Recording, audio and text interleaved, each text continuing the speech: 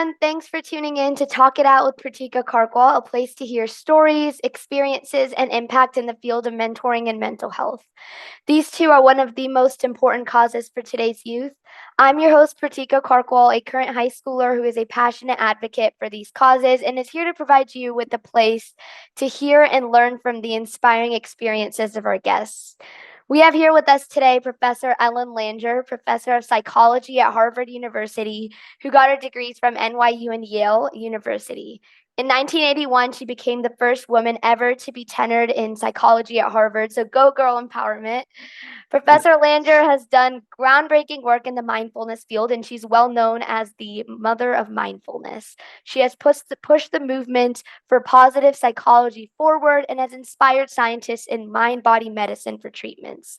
She's written many books on the topic of mindfulness. The one I'm reading right now is Mindfulness 25th edition, and next on my list is The Mindful Body, Thinking Our Way to Chronic Health, which is expected to come out on September 5th. And, Professor, words are less to express the inspiring and impactful work you've done throughout the years. So thank you for joining us here today. We're excited to dive deeper into mental health with you. So, over the years, what has become a crucial question people ask themselves is, how can I be happy? And here we are with such a happy, energetic person, Professor Langer. So, Professor, the question for you is, amidst the many pressures we face from many facets of our life, work, school, family, finances, our burnouts, prone schedules, how can we cultivate happiness in our hectic, fast-paced lives? Okay, well, the first thing is to recognize, by the way, hello, and thank you for that nice introduction. Okay, the first thing to recognize is nothing makes us feel anyway. All right, that our feelings are a function of the way we see a situation. And the test of that is to see that if you are very stressed about a test, let's say, and your friend Susie is not stressed, well, you're going to take the same test. What is she doing? Right, so there's a way for us to understand situations in many different ways. When you're mindless, you have a single understanding, and it's typically, oh my God, something is going to happen, you're pretty sure, and when it happens, it's going to be awful. And then you're stressed. However, we can't predict what's going to happen. So if you simply said to yourself, well, what are 3 reasons it might not happen? I might not fail the test, for instance. I've never failed before. The teacher may be sick. There are many questions I can answer. So now you go from being sure this terrible thing's going to happen to maybe it won't happen. Now is the fun part. If you switch it around and you say, okay, what are the advantages of it happening? And there are always advantages. So you went from thinking this terrible thing was definitely going to happen to maybe it'll happen, maybe it won't. And if it happens, there'll be good things as well as the bad things. And then you can just sort of be calm. All right. So, and when you do this, when you recognize that your thoughts control your emotions and you have control over your thoughts, you open up these thoughts and become more mindful, seeing many ways to understand anything, then you naturally become more at ease. Now, it's interesting that mindfulness, as I study it, is so simple, it defies belief. All you need to do is actively notice. So what happens is we think we know, and if you think you know, you don't pay any attention. But you can't know because everything is changing. Everything looks different from different perspectives. So what I often do in interviews and when I'm giving talks, I start off and I say, okay, tell me, how much is 1 and 1? So I'm asking you, how much is 1 and 1? Yeah. Oh, okay. Not always. No. Okay. So you're going to confuse your listeners. So we're typically taught 1 and 1 is 2. And so we're so sure of this that we don't pay attention to the context. But if you were adding 1 wad of chewing gum plus 1 wad of chewing gum, 1 plus 1 would be 1. You're adding 1 pile of laundry plus 1 pile of laundry, 1 plus 1 is 1. So the answer to almost any question is it depends. It depends on the context. And when you recognize that, you don't know the answer until you sit up and pay attention. So by actively noticing things that we think we know, you go speak to your mother after we get off the interview and notice 3 new things about her. And what will happen is you'll find things that you didn't see before. Now, that act of noticing is the essence of engagement, which is the essence of being happy, right? Mhm. So, all you need to do to be happy is to mindfully notice new things about anything around you. When you're having fun, you naturally do that.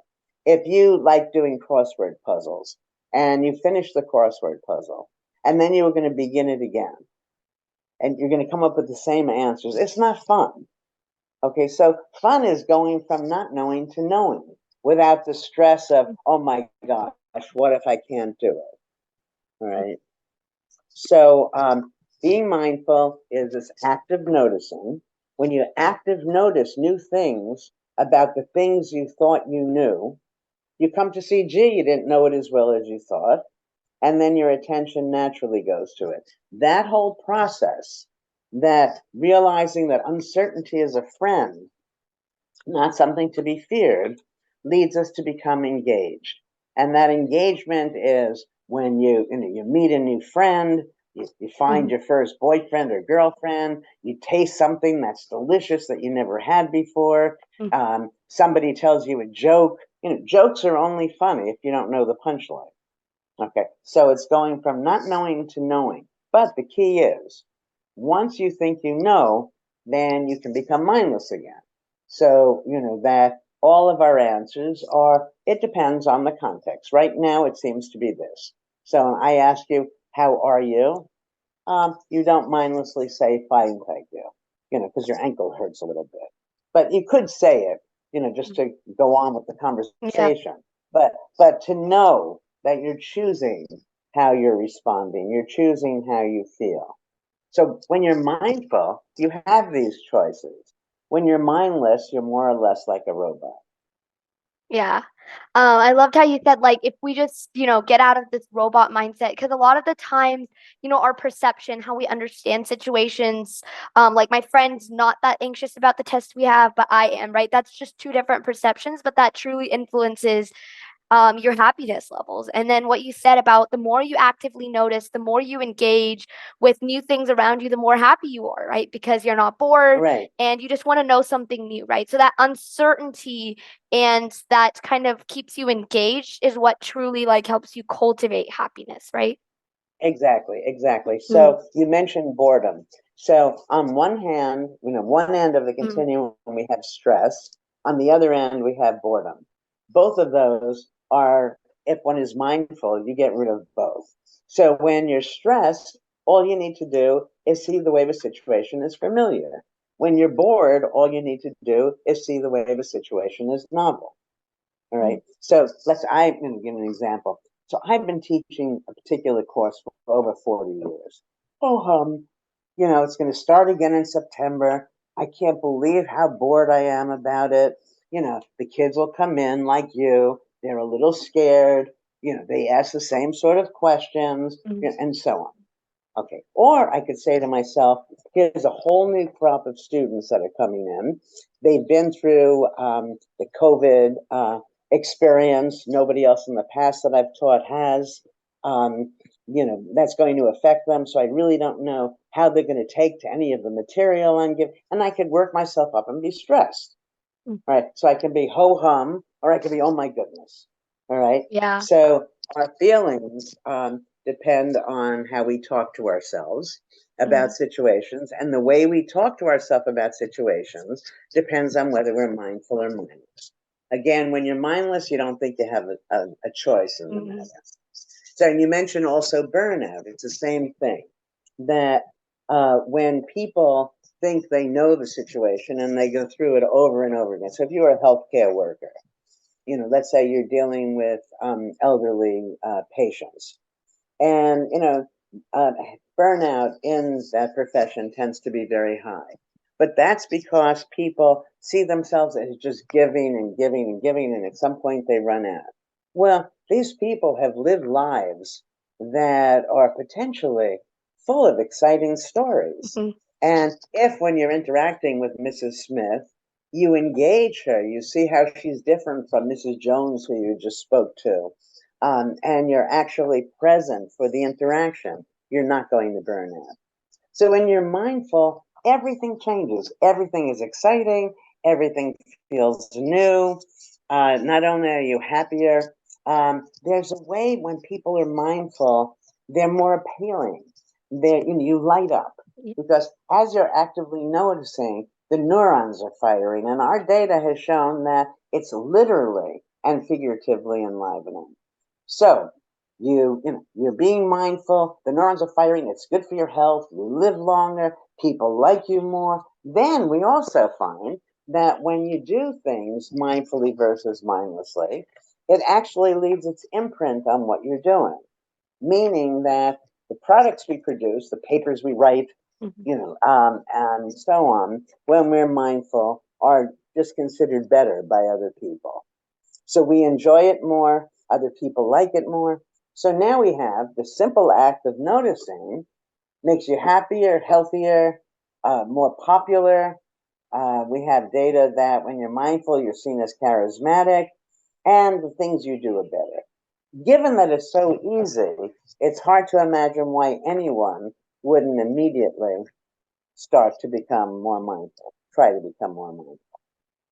Yeah, I'm glad like you addressed, the power of the mind. You talked about, whenever you associate something with like a set of routine, right? That and I'm glad you addressed like burnout because I know it's really common nowadays, right? To experience burnout when you associate something with, oh, I have to do the same thing tomorrow or I have to do the same thing day after tomorrow.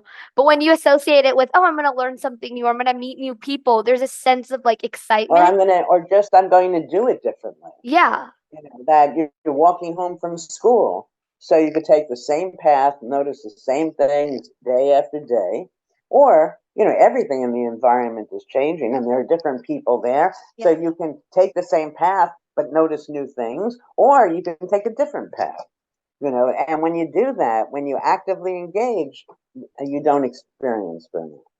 Yeah, I'm really glad you said that because it makes you more productive, right? There's a new sense of light within you. Oh, I'm gonna, you have more energy within you to do things too. I'm so glad you mentioned that because we have data that being mindful is energy begetting.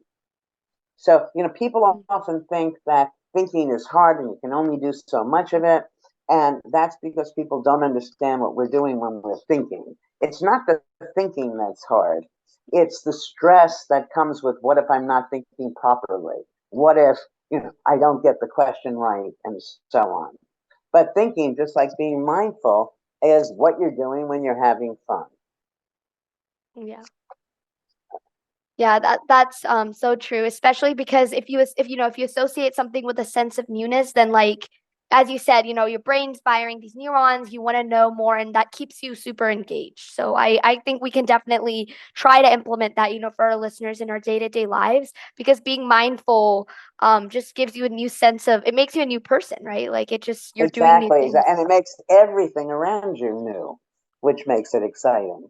That if people want a simple recipe, all they need to do is notice three new things Mm-hmm. about the room they're in, the person they're talking to, the thing that they're doing.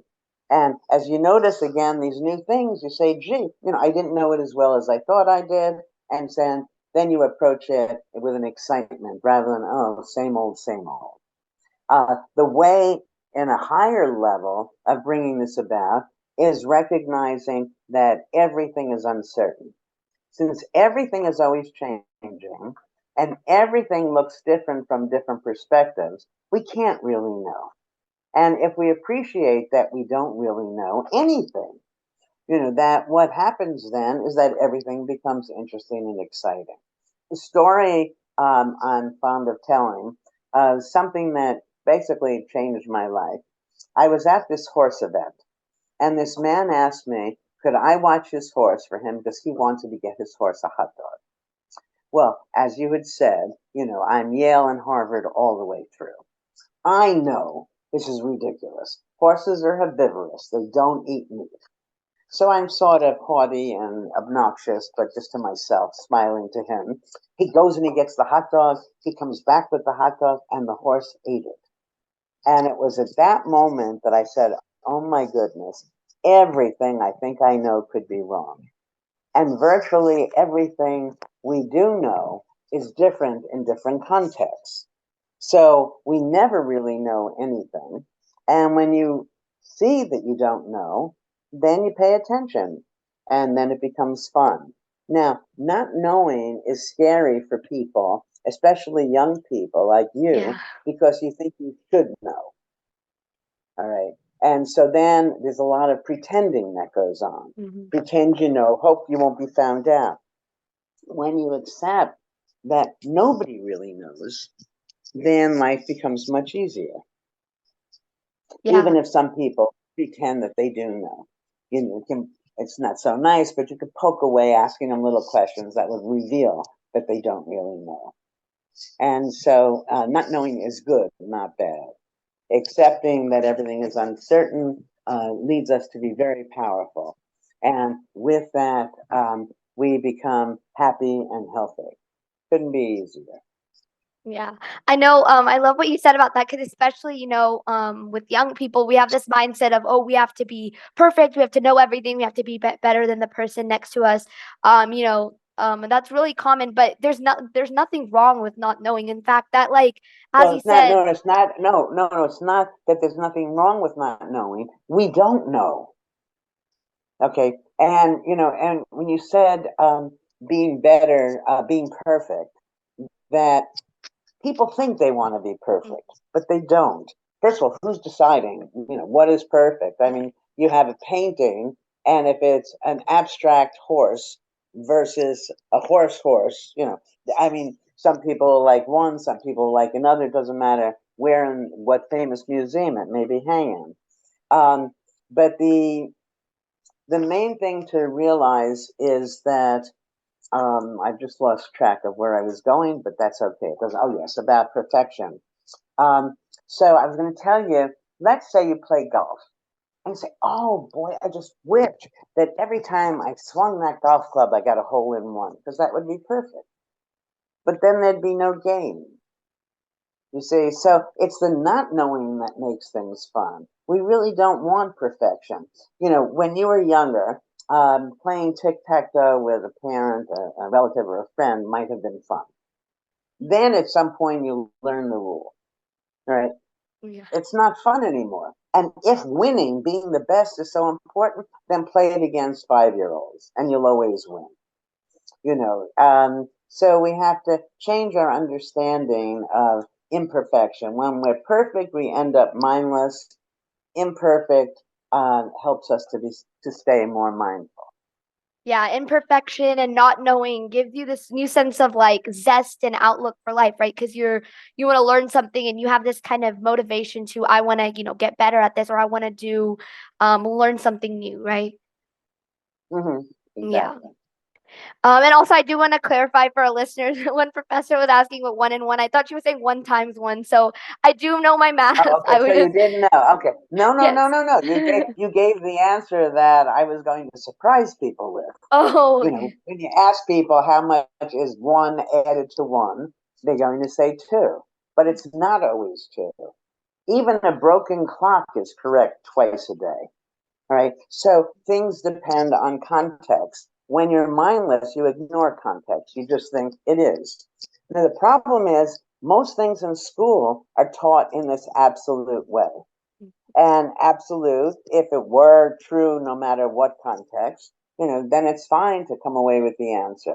But for virtually everything, the answer will depend on who's asking it, what their intentions are, what time of the year it is.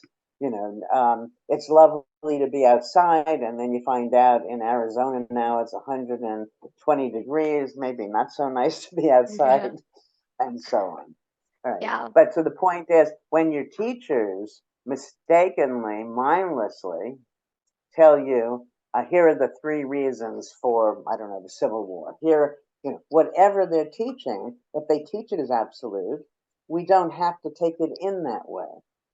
We should take it in as, yeah, from some perspectives, those are the 3 reasons. And so when we do that, then everything becomes more interesting. But more important than that, maybe, is that when we learn it mindfully, which is conditional, we could be, would seem that from one perspective, then we get to use all that information in novel ways. And that's when we become creative. Yeah, I think that's beautifully said because, sometimes we get very narrow minded, but it's important to, be open to possibilities. It's not very extreme, one sided, right? It could be, someone tells you something, but you want to remember that you want to be mindful and just look at things from a new way because there's multiple perspectives, right? Nothing's certain, as you said. Right, right. Yeah. So, Professor, you've done revolutionary work in the mind-body unity field, as I said earlier. So, in your very popular chambermaid study, right, you showed the power of perception. So, rather than chambermaids perceiving their day-to-day chores as labor, when they were, told to begin to think of it as exercise, the same, they were doing the same things, but those chambermaids experienced significant health benefits, when in reality, they were doing the same tasks the whole time. So, Yeah, yeah, go ahead. yeah. Okay. So let me explain that to the audience a Mm, little differently. mm, So in the new book that you mentioned, The Mindful Body, I spend a lot of time talking about mind-body unity. What that means is rather than have a mind and a body and then figure out how to get from one to the other, and how do you get from this fuzzy thought to something material called the body, I say let's put them back together. Then wherever you're putting the mind, you're necessarily putting the body. mhm, So one test of this was the chambermaid study, where we asked these chambermaids how much exercise they're getting. Oddly, they thought they weren't getting exercise because they thought exercise is what you do after work and they're just too tired with work. And all we did was teach them that their work was exercise. Making a bed was like working at this or that machine at the gym and so on. So we didn't do anything different than change their minds. As a result of this, they lost weight. There was a change in waist to hip ratio, body mass index, and their blood pressure came down simply by changing their minds. Okay, they didn't eat differently, they didn't work harder. Now, that was the second study in testing mind body unity, and we have about 15 of them. The very first one was the counterclockwise study, and this is a fun study. You should take a look at The Simpsons Go to Havana because they describe the study. It's kind of fun. Anyway, so what we did was we retrofitted the retreat so that it was like 20 years earlier. And we had people live in this retreat as if they were their younger selves. So they spoke about the past in the present tense. It was no longer today, it was 20 years earlier. As a result of this, these are men in their old men, in the 80s, 90s, whatever, that their hearing improved, their vision improved, their memory improved, their strength improved, and they looked noticeably younger after just a week living, turning their heads back in time without any medical intervention. So the housekeeper study followed from that, all testing the idea. We say mind body is one. We put the mind in strange places, take the measurements from the body, or we could put the body in strange places and take the measurements in the mind. And yeah, so that work is very exciting because it suggests that we have a lot more control over our health than people realize. Because if we can control our, what we're thinking, mhm. we can actually control our bodies. Yeah, that's incredible. I've actually, never met in person, somebody who's actually, created an experiment from scratch because I know you created these originally, and that's so exciting for me. And that's an incredible idea of just changing your perception about something can have such, wonderful effects on your body just by changing your mind. So, Right. Professor, I just wanted to ask, like, what are the, implications of this idea of mind-body unity in perhaps the day-to-day lives of our listeners, and how can we, use this? Well, I think that we wait and everybody reads the book, The Mindful Body, Thinking Our Way to Chronic Health. Mhm, We'll get lots of ideas how to make it useful.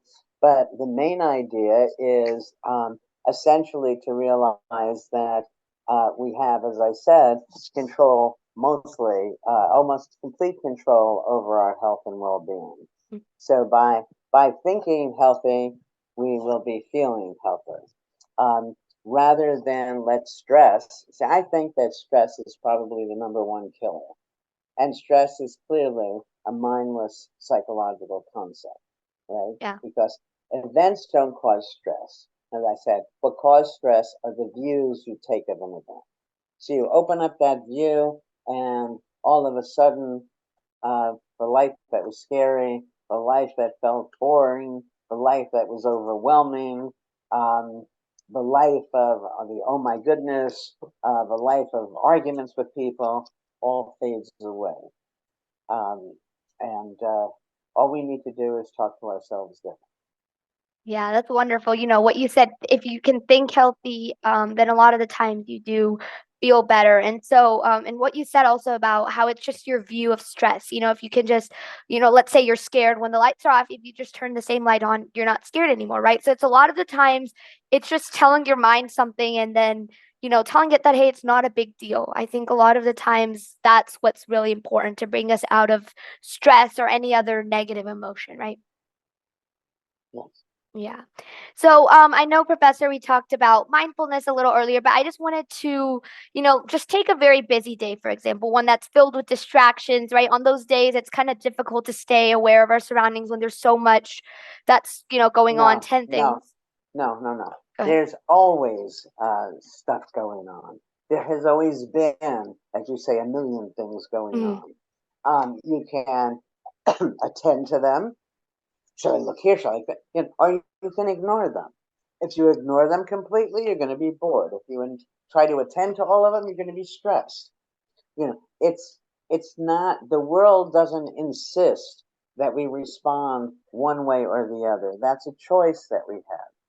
Now, some people think, oh my goodness, if I don't get all of this stuff done, I'm going to be a failure. And there's no evidence for that at all. I this may seem far afield, but I remember in 2013 I gave a talk at this pop tech conference. This is one of these very okay, and several of us headliners, did our thing, and it was all as expected, and very nice. And then they had this man. I can't remember his name, which is too bad. But his claim to fame was that he was considered the world's greatest skateboarder. Okay. Now, so you can imagine when he was growing up and his mother's yelling, do your homework. And no, he wants to be outside skateboarding. He says, but you have to do this, go to this, so on. So the point is, we should enjoy what we're doing, then we'll do a lot of it, then we become good at it, and then our lives feel meaningful. That it's a mistake to think you have to get all A's uh, to have that successful life, right? Because if you look at people who've gotten all A's, some of them are pretty unhappy. You look at people who've made a ton of money, billionaires, many of them are unhappy. So what we want is not to get all A's, not to make billions of dollars. What we want is to be happy, and that's a much easier thing for us to achieve. And we will achieve it essentially just by being mindful. Yeah, I loved what you said because, and I was sharing, a perception that we have, oh, we're really busy. But as you said, it's just at the end of the day, it's how you take things. Even if you have a busy day, you don't have to take it so heavily on yourself. If you just take it You lightly don't and have you're to do all mindful. of it. Yeah, the Yeah. world, so I have a one-liner that lots of people copy down and put on their refrigerators. So I'm going to share it with you and your audience. You want to ask yourself, is it a tragedy or an inconvenience? I couldn't finish the paper on time. Is that a tragedy or just an inconvenience? I missed the bus. Oh my God, I missed the bus. Calm down. Is it a tragedy? And we'll find that almost always the things that we're dealing with, on some level, we realize are not as big as the emotional response we're giving it. Yeah. I like what you said, right? Sometimes we just have to take things lightly and, it's not, as you said, is it a tragedy or inconvenience? And as you said, at the end of the day, what's so important is for you to be happy and mindful. And that's easier than, making straight A's or, billions of dollars. Because Well, at the end of the yes, day, but what's interesting, Finnegan, is that if you do it mindfully, you're more likely to achieve many of the things you want to achieve. But so if you do it mindlessly, you can succeed or fail. If you do it mindfully, you can succeed or fail because it depends on the people around you. But if you do it mindfully, at least you will have enjoyed doing it. A version of that is you can do it your way or their way, and you can succeed or fail. If you do it their way and you fail, oh my gosh, why did I give up having fun while I was doing this? If you do it your way, and you succeed, that's great. If you fail, well, at least you did it your own way and you learned from it. So I think that people of your age need to take a deep breath and say, how do I want to do this? And not be afraid that, there are people who've achieved great things in this world who actually failed in school, right? That the happiness, the success doesn't come from mindlessly studying. Okay, we can mindfully study so that the day after you take the test, you still actually know the information. I'm going to end with just a simple little thing that virtually everything can be fun. And if you make it fun, then you'll want to do it. And if you make it fun, you'll remember having done it. And so rather than, you can do this with the tests you have to take, with the projects you have to create. Okay, so now you and your friends, and you can do this on another podcast, figure out how to take some of these things that people think are just work and they're hard and they're awful and make them fun. If I said to you, you have to um, watch your favorite TV program right now. Well, that would be great, right? You wouldn't feel bad, right? You have to eat an ice cream cone right now. All right. So we can make everything like that. Just make it fun and realize that we don't want to be perfect. Because again, if we're perfect, we're going to be doing it all mindlessly. All right. So being mindful has that uncertainty built into it. Then you're present. Then you're experiencing things. The neurons are firing. You light up. People find you attractive. What you do ends up better. And it's just a very different life from the one full of stress that too many people live today. Yeah, that's beautifully said, Professor. And that's very much applicable for our day-to-day lives too, right? If you just find the fun in things and, you just enjoy what you're doing through mindfulness, you're not going to lose anything. Even if you don't necessarily succeed, you're going to succeed with yourself if you're just enjoying and having fun with what you're doing. And that's really much, applicable for our day-to-day lives. And we really needed that. So thank you for that, Professor. Well, it's not just that, that if you don't succeed, that the game isn't over. Mm-hmm. You try it today and it doesn't work, you try it tomorrow. It doesn't. And as long as you're trying it, you're growing. And Yeah. it should be fun. Otherwise, again, you're getting a hole in one in each shot you take at golf, and there's no game there. There's no there. Yeah, and I love that because you don't have to win every time, right? It's just a matter of learning and then improving the next time. So Exactly. that's wonderful. That's so important for us. So thank you, Professor. So that wraps up today's very insightful session and very engaging session with Professor Ellen Langer, the mother of mindfulness. Today's session was jam-packed with knowledge and, Professor, focusing on our health and well-being has become so important, right? Especially in the past few years. So thank you for just discussing with us how we can cultivate and most importantly sustain happiness and mindfulness, in our everyday lives. For our listeners, have a great rest of your day. Don't forget to subscribe to Talk It Out with Pratika Karkwal for more content like this. And please feel free to share your topic requests. And we'll see you next time. Thank you, Professor. My pleasure. Thank you. Take care Bye. now. You too.